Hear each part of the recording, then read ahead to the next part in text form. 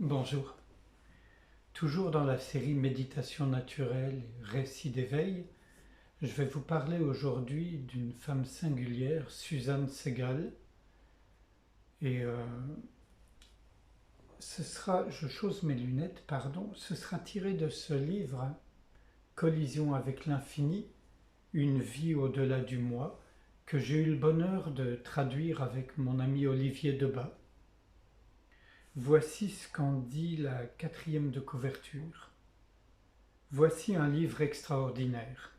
Il s'agit du témoignage unique d'une femme, d'une Américaine qui a vécu sans s'y attendre une expérience spirituelle fulgurante.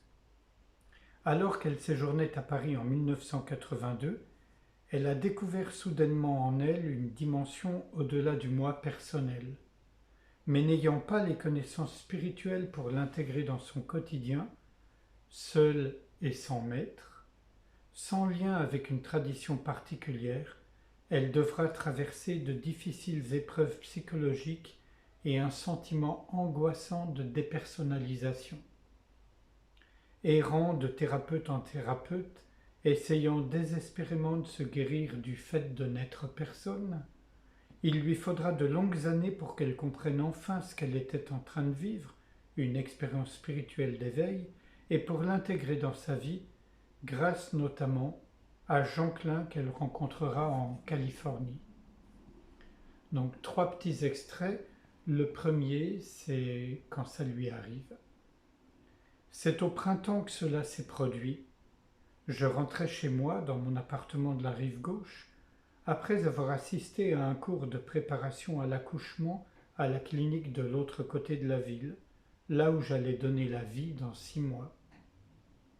C'était la première semaine de mon 4e mois de grossesse et je commençais tout juste à sentir le léger remuement des petits mouvements de ma fille, comme si j'étais effleuré par une plume de l'intérieur. Nous étions en mai, le soleil était chaud sur ma tête et mon visage alors que je me tenais à l'arrêt de bus de l'avenue de la Grande Armée. Je n'étais pas pressé et j'avais décidé de prendre un bus au lieu du métro afin de profiter du beau temps. Je vous passe quelques passages. En prenant ma place dans la file, j'ai soudain senti mes oreilles se boucher comme elles le font lorsque la pression change à l'intérieur d'un avion pendant la descente.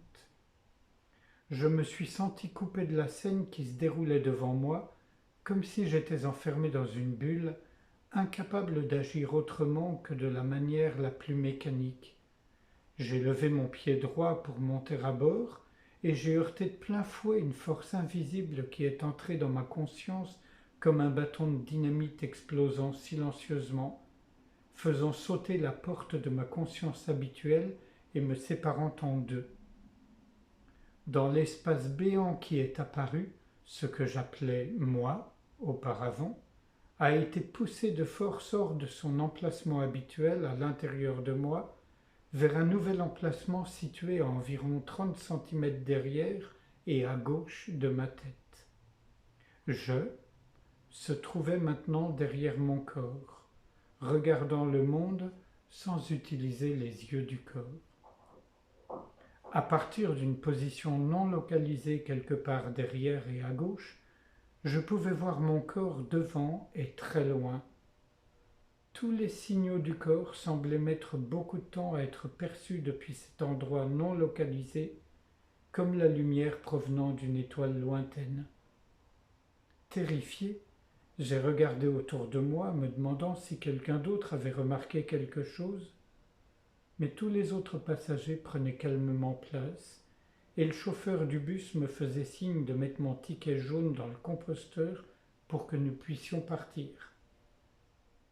J'ai secoué la tête à plusieurs reprises, dans l'espoir de remettre ma conscience en place, mais rien n'a changé. J'ai senti de loin que mes doigts tâtonnaient pour insérer le billet dans la fente, et j'ai marché dans l'allée pour trouver un siège. Je me suis assise à côté d'une femme plus âgée, avec laquelle j'avais discuté à l'arrêt de bus, et j'ai essayé de poursuivre notre conversation. Mon mental s'était complètement arrêté sous le choc de la brusque collision avec ce qui avait évincé ma réalité antérieure. Bien que ma voix continuât à parler de manière cohérente, je me sentais totalement déconnecté d'elle. Le visage de la femme à côté de moi me semblait très éloigné et l'air entre nous semblait embué, comme rempli d'une soupe épaisse et lumineuse. Elle s'est tournée pour regarder par la fenêtre pendant un moment, puis elle a tiré sur le cordon pour signaler au chauffeur de la laisser descendre à l'arrêt suivant. Quand elle s'est levée, je me suis glissé sur son siège près de la fenêtre et lui ai dit au revoir avec un sourire. Je pouvais sentir la sueur couler le long de mes bras et perler sur mon visage. J'étais terrifié. Je vous passe la suite et je viens à un autre passage où c'est après que, enfin, au terme de nombreuses années, Suzanne a trouvé une forme de paix. Et voici dans le chapitre qui s'appelle Vivre l'immensité, un court passage qui indique comment elle le vit à présent, dans ce moment-là. Cette vie se vit désormais dans une présence constante, toujours présente, de l'immensité infinie que je suis. Dans cet état, il n'y a absolument aucun point de référence, et pourtant, toute une gamme d'émotions, de pensées, d'actions et de réponses est simultanément présente. L'infini, qui est à la fois la substance de toute chose et l'océan dans lequel tout surgit et disparaît, est conscient de lui-même en permanence, que le mental et le corps soient en train de dormir, de rêver, ou qu'ils soient réveillés. Et un dernier passage où là, elle anime une forme de rencontre avec des personnes qui lui posent des questions aux États-Unis. Et là, on lui pose la question de la souffrance. Et elle répond, « La souffrance survient lorsqu'une chose est prise pour ce qu'elle n'est pas, plutôt que pour ce qu'elle est.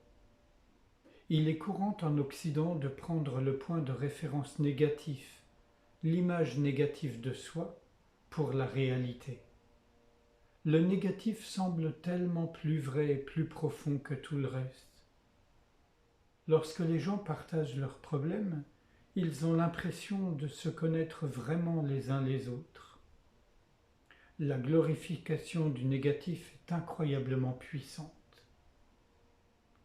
Si les concepts, les croyances et les sentiments négatifs sont simplement vus tels qu'ils sont, il n'y a pas de souffrance.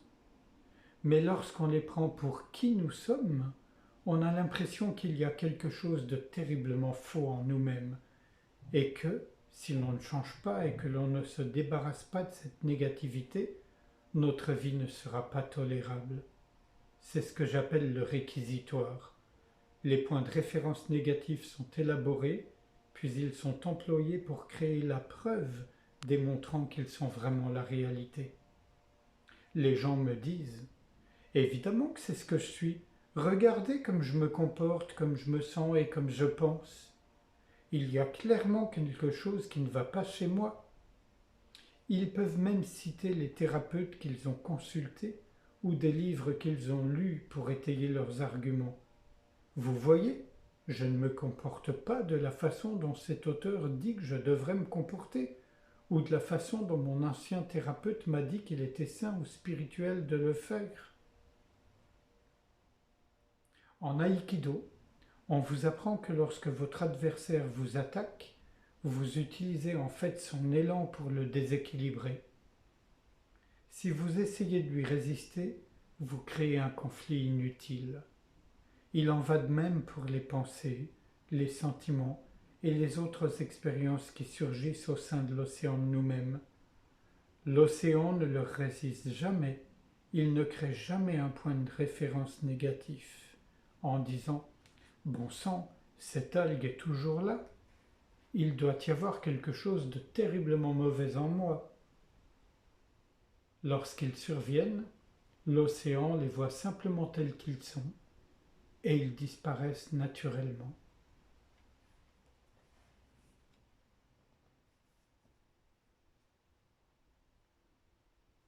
Sans réfléchir à ce que je viens de lire, je vous propose qu'on passe un petit moment en silence, simplement dans l'ouverture avec un corps aussi détendu que possible, sans s'accrocher à quoi que ce soit, sans chercher à évacuer ou chasser quoi que ce soit. Simplement l'ouverture.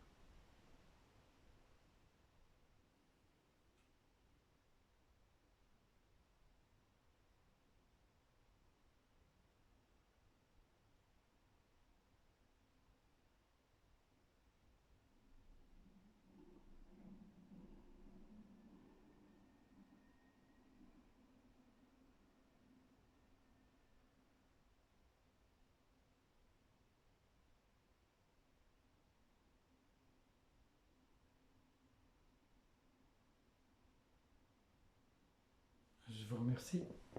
À bientôt.